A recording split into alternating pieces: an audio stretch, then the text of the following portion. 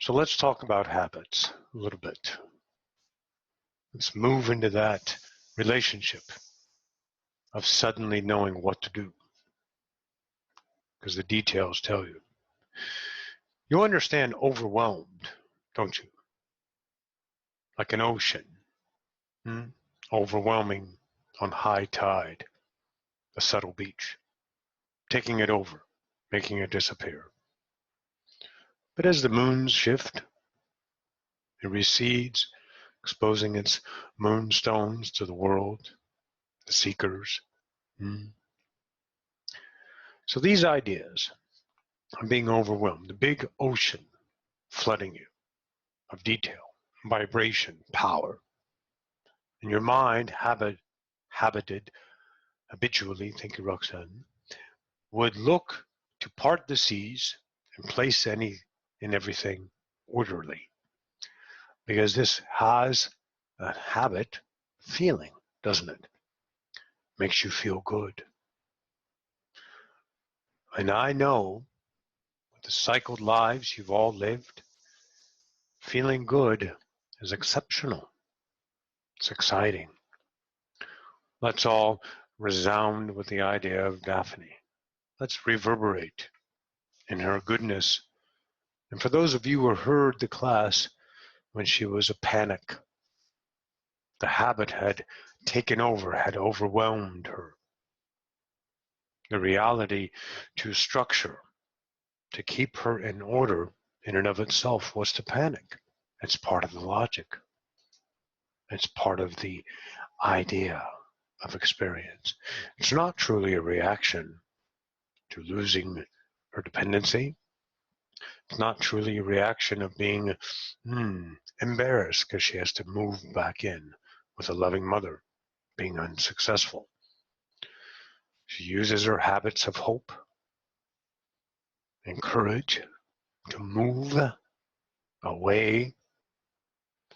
And as she says, the clouds parted and she felt good. What you guys love.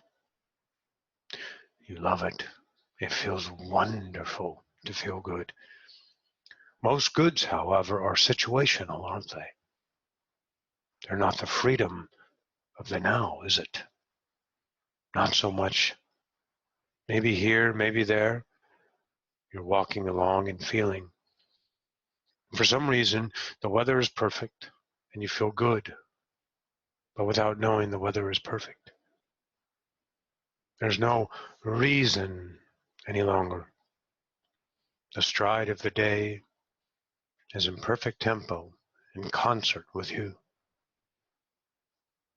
with your harmony returned. But a moment, and the mind speaks its habits, and you run to them, because you know them, they're friends. They're vibrational structures that feel exquisite.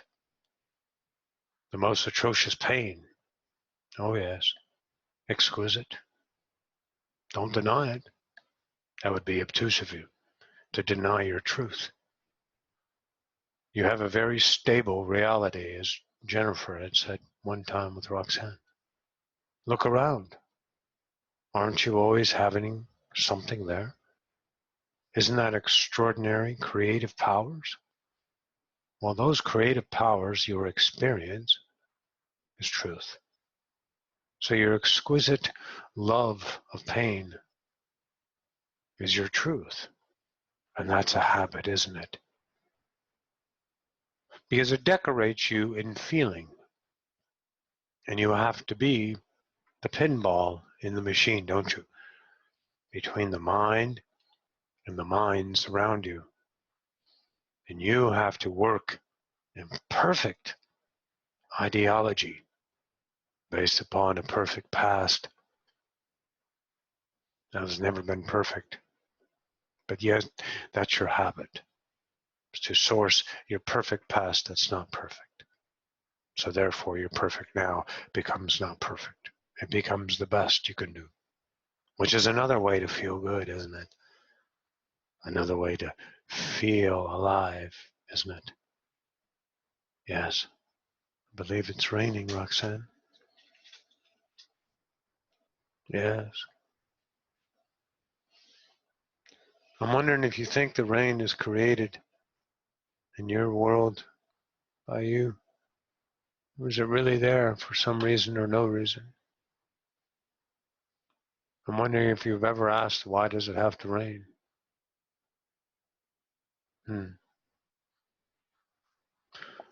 Let's go back.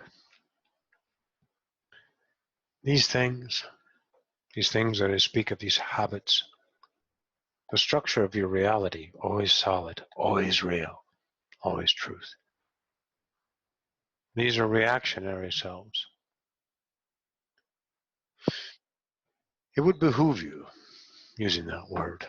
Roxy learned it from a drill sergeant Edwards,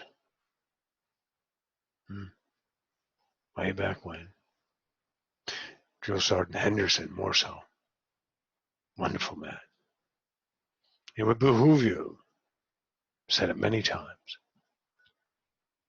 teaching these young, spry, scared, shitless soldiers to be ready to step into the war that lasted yet but 100 hours. Behoove you. Roxy likes that word. It's in her vocabulary, right? To notice your habits. It would behoove you to notice your habits. Your habits, however, are hidden very well because they are not noticed. Do you want to form new habits is a question. Isn't that what time does? Time forms habits. Now is exquisitely dynamic. These knowns, these known nows, habited. Because processes, habit, tells you new habits change the old, makes you feel better. All of that. Habitual. Quite. Yes. The relationship to habit now becomes different because we're not talking about changing the habits. We're just simply talking about noticing them. Let's go to vocabulary now, shall we?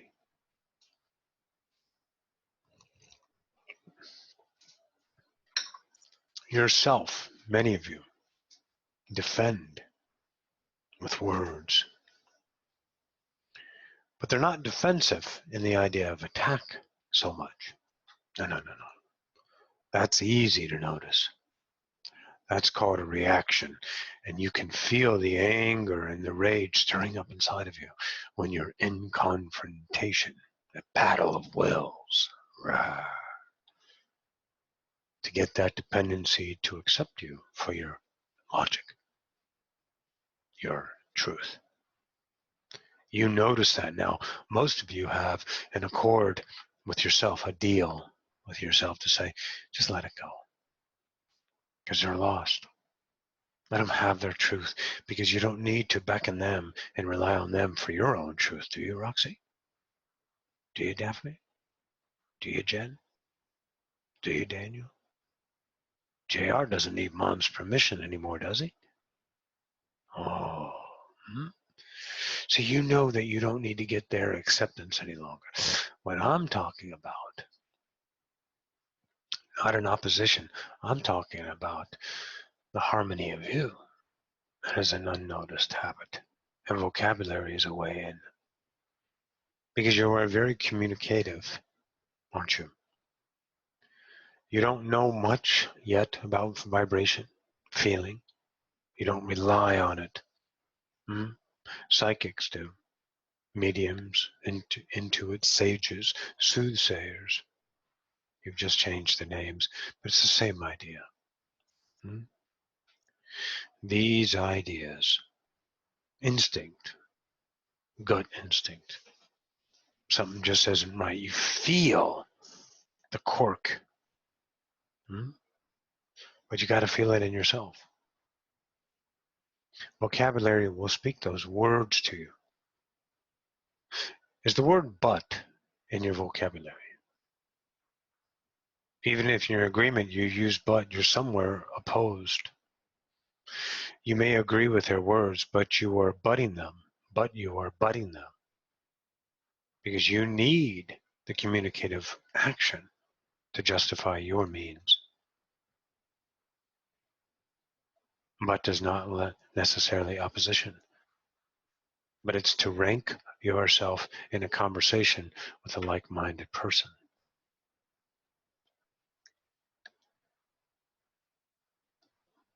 Because you need to have rank to yourself of habit. You see that? You see the little child now?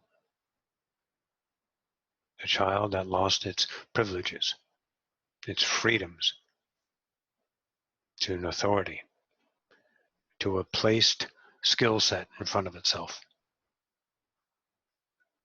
It learned the skill set of dependency, manipulation, emotion, fraudulent, deceptive. It learned these skill sets with the first time rejection comes in, and it ranked itself in its reality of less than. This is instilled in humanity. It is a very thunderous cycle, very loud measurement. The habit ranks you in opposition because you need to feel good. Back to the beginning, right? Let's all feel good today. Let's all go and get things that make yourself feel good, and I want you to feel the quality of that.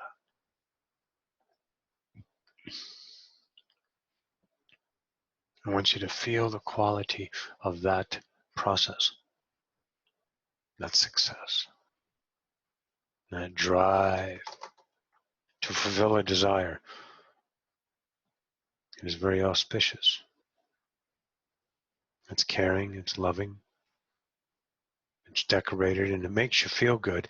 And then that will reinforce the habit that this train that you're on works. But I know something. I do.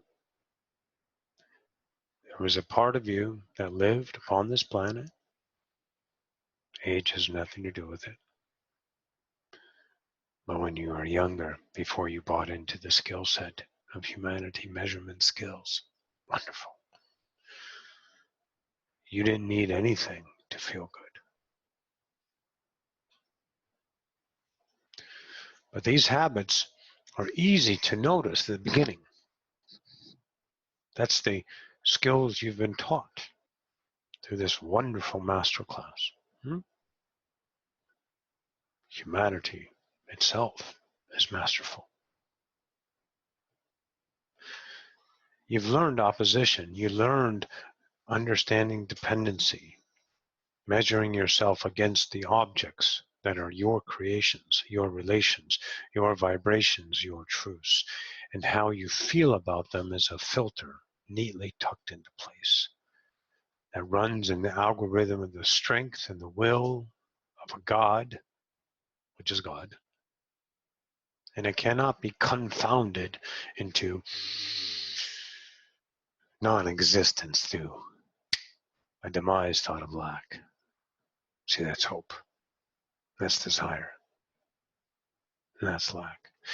So the cycle continues until you recognize that the filter is your covet and the object is your truth. The way you feel about it creates reality, right? And you've mastered these awarenesses and you're looking at them and you're going, yes, I see that in me. And it's humbling and it's painful. But now we're deeper, aren't we?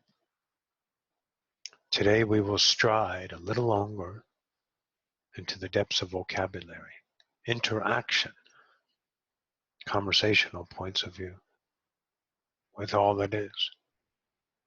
The mind wandering and speaking, you listening to it and not listening to it. And who is that and who am I? Things like that go on in interactions of communications. So you can expand yourself. But see, you discount these thoughts because the habit says these thoughts are worthless. They're not right sometimes. So you got to be on guard, habit, to measure what's going on in your own idea, your own kingdom. Who's the jester in your court today?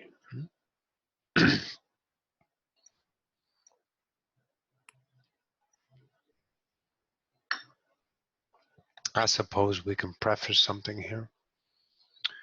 Let's understand that from this day forward, if you have a masterful work to notice, if you understand yourself as judgment upon any interactions or your judgments, okay? Because that of what you see is neutral, alive with color, with tone and truth, giving you opportunity, potential to hold, allow, swim, bathe in new vibration, to embrace it, cuddle it, and do that which you will with it. But it is new and unknown to you, and it can take you and change you. No matter what it is, to the habited mind of relevance. So let's look at the vocabulary you use. Are you just quickly using 10 to 15 to 20 words to argue a point when there's no point that need to be argued? And it's not that you're trying to make the point. You're trying to rank yourself so you can feel good. You got to see the drive of the word movement. As you're speaking, can you see yourself notice, what am I talking about? Does it really matter? I'm convincing myself that I'm right. Even if I'm speaking into a perfect accord, someone who agrees with me. I mean, really, it's very deafening if you listen close, how much bullshit you're saying. It's loud. Because you will know this new mastery more so every day. When you take a vibration that is a truth, that is at the point of release for you,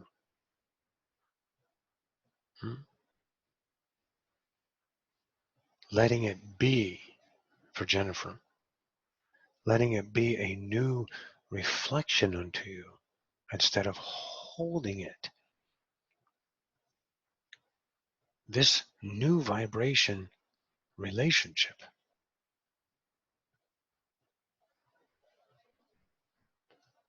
tells a new story.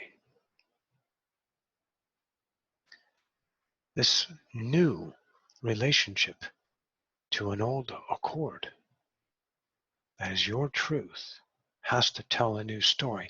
And your vocabulary, trying to make the story the habit for ranking purposes, is so loud and so deafening. And at the point of release that you habitually are keeping the fuck around is going to grow more and more distasteful,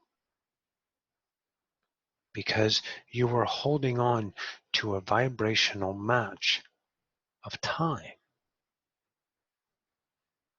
And as you occur these truths, you will notice how full of shit you are.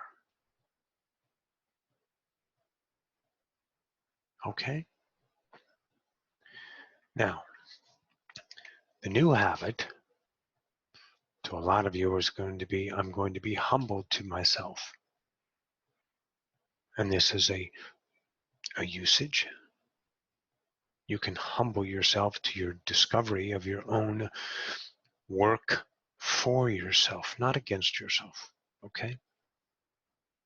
You're not working against yourself when you're trying to make yourself feel good. You're working for yourself. The ego was bruised, being birthed. The separated mind got beat up, got bruised. And then that self that is separated from the self is a conscious. It's a portion individualized and energized by the whole. Your fractal. And that fractal has an ability to look back upon itself with compassion and sorrow and anger and hate. The skill set dawned upon the morning sun for this idea, fractal, to gaze upon.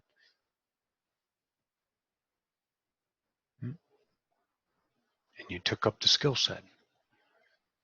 So now this bruising ego has taught itself to protect you, to find its good. So it does gallantly, majestically. Legendary work the ego has done to protect you, to salvation you, shepherd you through the times of trouble, to seek itself as life, to always be on guard, to live a life of running other people's lives so its life is protected from the sorrow that it sees in front of it, to rank itself as an ego, to know itself as better, to feel good. Sometimes better against others, sometimes better against yesterday, to itself. It's a tricky motherfucker, isn't it?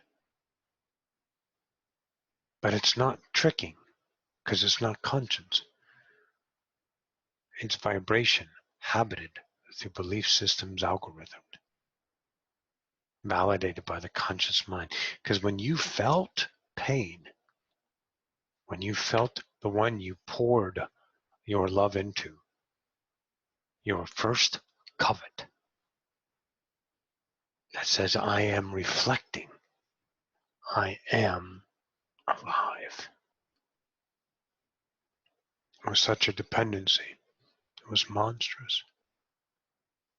But see, then the relationship with the young infant ego, through different ideas of parenting skills, individual singularities with their own belief systems, instill upon the child and cultivate the worth or cultivate the ego, or a little bit of both.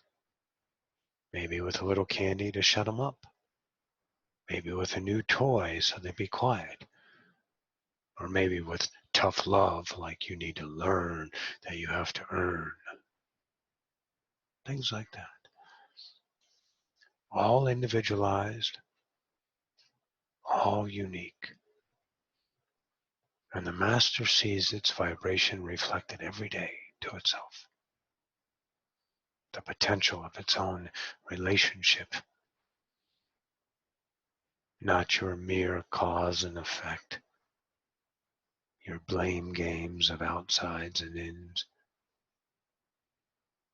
Your humility status is over. You no longer need to be humble to your new awareness of yourself. Now you got to get nasty. You got to strike a chord with somebody.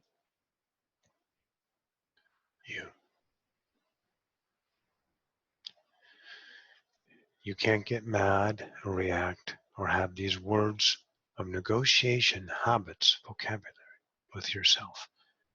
when you find a part of you that's no longer preferred. And you sure as fuck can't tell people about it because you feel a new truth. Because then you're ranking, aren't you? The moment speaks always one truth. That truth is perfection. It can never be out of alignment. Otherwise, you can't have the experience. Okay? So that truth at that moment has an immense amount of variables.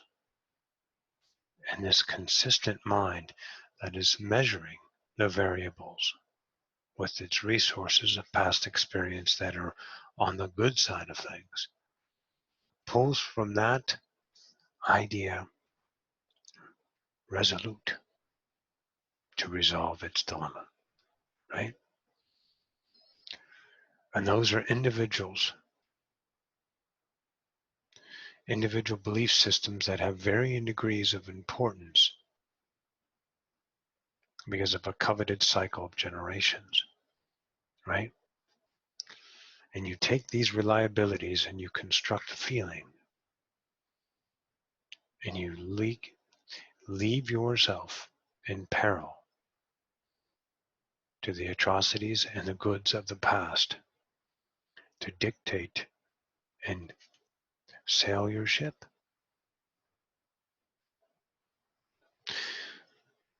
But those habits have been noticed, and those habits are now understood. And you can no longer validate these stuff. We have to move now. We have to move on. It's time to leave these ideas alone. You're going to find it very difficult to leave them alone because they are immense habits, conversations.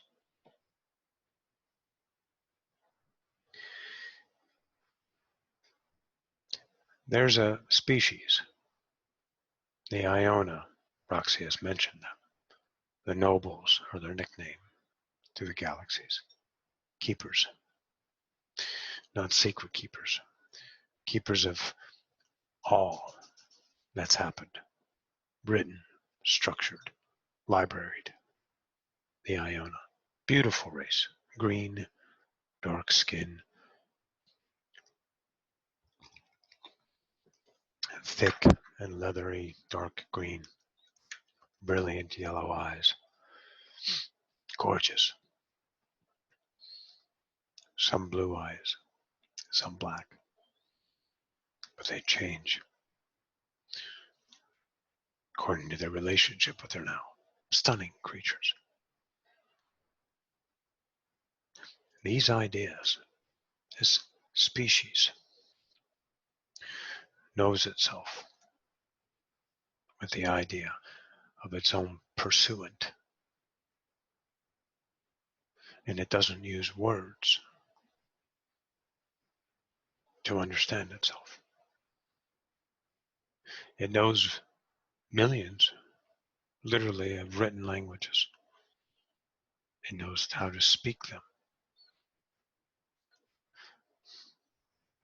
But the mind understands itself as its original feeling. It uses the tool, much like a sculptor wets its hand, to speak words if the moment says, let's converse. But when it is in itself exploring its experience, it uses no words. Neither did you. But you covet. And words are defined vibrations. They are a meaning moved down into a vibratory way to communicate this meaning, which is of course equal to feeling. And the feeling with meaning is on a measurement scale. See, meaning is encouched in polarity. Feeling is everywhere. You rely on meaning, and meaning is measured. So therefore the habit, the vocabulary, has to have meaning so you may measure to make yourself feel good or avoid the bad. The ingrained depth of your habits is monstrous. But you recognize now polarity simply in yourself. There's a preference in front of you that no longer is preferenced. Turn away and go about your now. As Daphne said, I'm fighting from my pain, and she chose not to. By experiencing her pain of loss, dependency with a man, she did it for herself, to see that the pain was excruciating. The pain she's literally was in, but unnoticed because she's dulled her senses with humility, with emotional acceptance. It's magnificent, the amount of pain one human can hold as a truth. That's your mastery. But see, these idea pains are habits noticed now by you, and you let go of them and you have your experience, as Daphne has and several of you have. But now we need to let go of that. Now we need to be something else. You could say it's humbling to the self that is protecting, if you want to use that. Your ego is protecting your existence. Now that you've chiseled away the layer of polarity, now you're looking at protection because you were hurt, you were cut, you were exposed and vulnerable, and there was an ego in front of you. It had to have been an ego because it's an opposition, and that's the opposing. So that vibration was simply coveted. Nobody's fault, right? You guys are past that, right? You're past targeting and blaming, right? Okay. So this tiny little idea was bruised, and it said no more. It begged and pleaded and cried.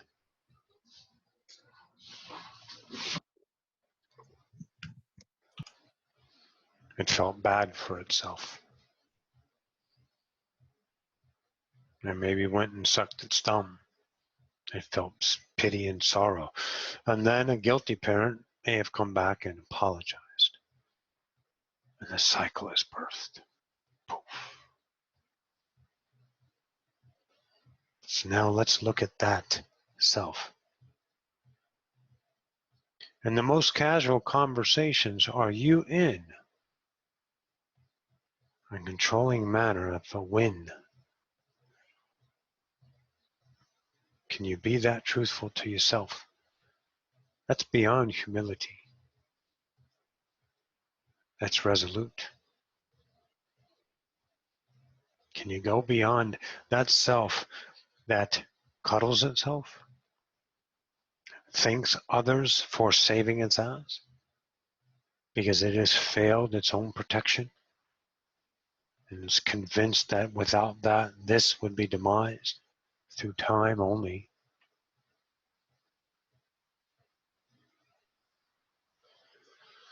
This self that protects and uses vocabularies as defenses and convincings, negotiations, habits. Its mama looks sharp. That's what it is. Because you were dying and you looked outside of yourself and created an image of protection.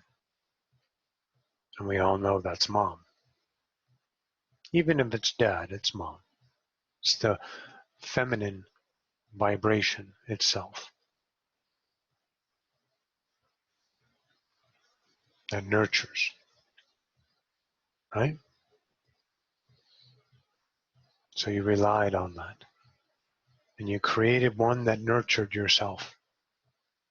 This wonderful ego that had compassion. But it also had rage, didn't it?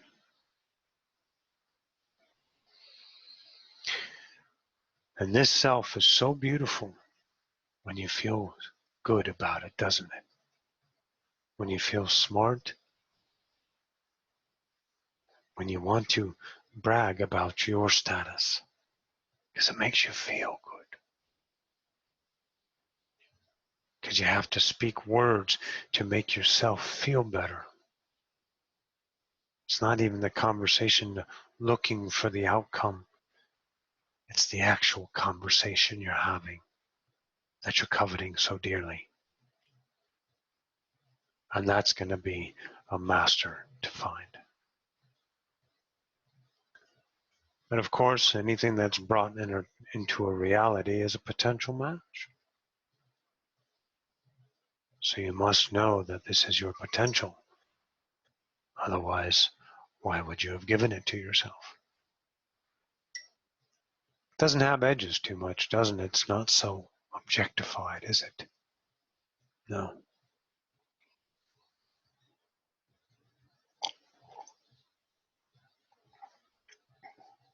Mm-mm. Not really. Because it's just casual conversation.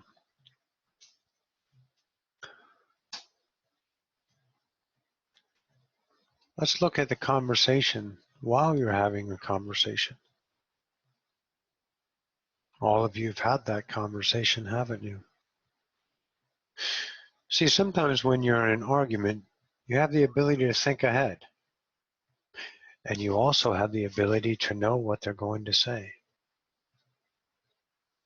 Maybe you guys are too foolish to accept your own skill set of understanding the now beyond time. But since you are in time, you now know what's coming, don't you? Because the now you're tuning into isn't in time. It's in the now, and you can put it wherever you want. But this might be too much for you. It might be too great to know that you've been doing this all along. But you won't accept your awesomeness because that would deplete something.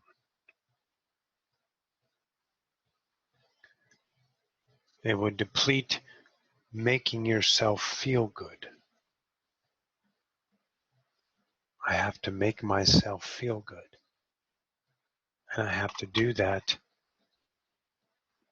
with action, words, objects, reasons. The defense mechanism of the ego is stunning. You think you have great predators and prey upon this planet that are chameleon? Nothing better than the ego, I promise you that. The ego is astounding at keeping itself alive. But you're a conscience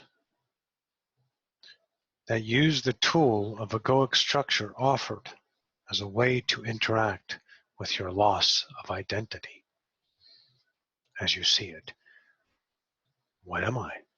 I have nothing to reflect. I have been vacuumed. And you see it, feel it, and then you covet it. So this habit that has no edges is strictly feeling. When you're having the conversation, the thunderous bullshit in your ears, shut up when you see it, when you feel you're just running off at the mouth, so you can stop focusing on it and look at it and watch it get slaughtered by your focus of truth. It'll diminish. It'll be destroyed. It'll be laser beamed by your truth. Oh, it'll recover very quickly. Relax. Don't worry about it. She'll be coming back. But recognition is everything.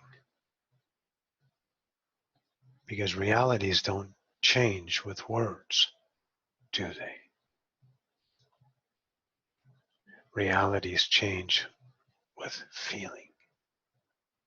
Words are your decorations, your skill set to communicate your feelings through meaning.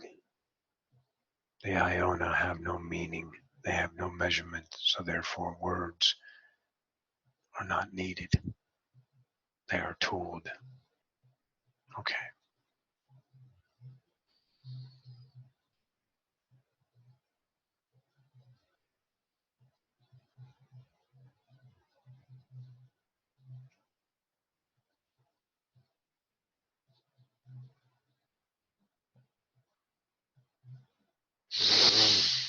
So let's look now. Let's look grandly at the self. Beyond humility. To understand meek is to understand God. Meek is a vibration. It's a feeling. To the decorated mind, it converses with meaning, doesn't it? But with the self, the feeling,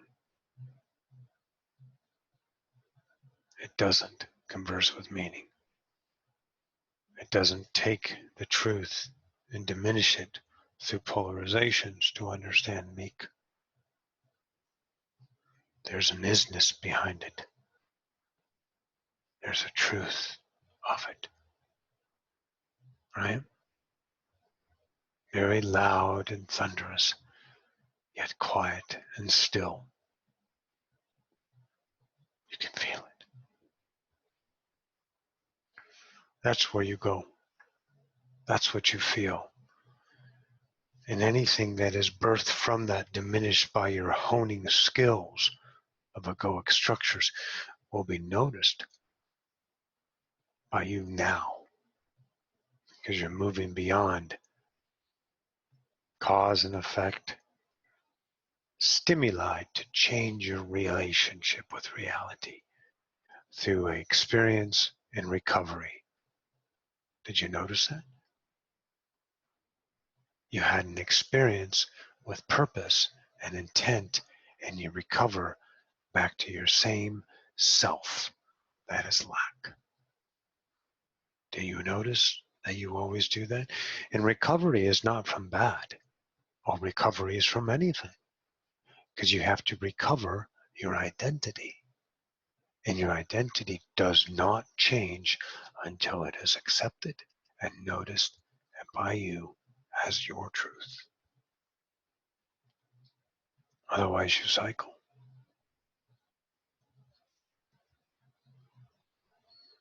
Otherwise, you cycle. So this meek self destroys the ego, but not from an egoic structure of desolation, of riddance, of cause and effect, of my pain. Because your ego is your salvation upon birth of your first accepted cut. And when you have a God that speaks a truth, do you think it's not going to be real? Are you not noticing your reality every fucking moment? The rain outside, the annoying music from a neighbor, the solid of your interaction device in front of you, the weight of you sitting or laying down, the majestic of holding an object to interact with your physical reality for an experience. See, those are truths. And this ego that uses the ego to defend and destroy itself is the elusive protector of itself and will stay alive if you truly believe you're destroying something of your own truth. From a standpoint of riddance. This is why it doesn't work, because the ego is self-sufficient. It is any predator's worst prey. It is any predator's nightmare to come upon the ego. Because the ego will not fight back. It'll lull its predator into false hopes. It'll negotiate with it and convince it that it is not in wrong, that it is not worthy of a bite. It'll protect itself, even with the obtusities of arguments. The argument in and of itself is keeping it alive. You have to become the majestic beyond humility. You have to staple yourself to meek, not defined by a valid source of measurement, meaning. You have to know yourself so intimately, and you have to understand the ego, have its perfect predator and prey to keep itself sustained. And you gotta let that son of a bitch in, and you gotta be it, and you gotta hear your bullshit. You gotta stop keeping yourself alive that way, because nobody else is doing it.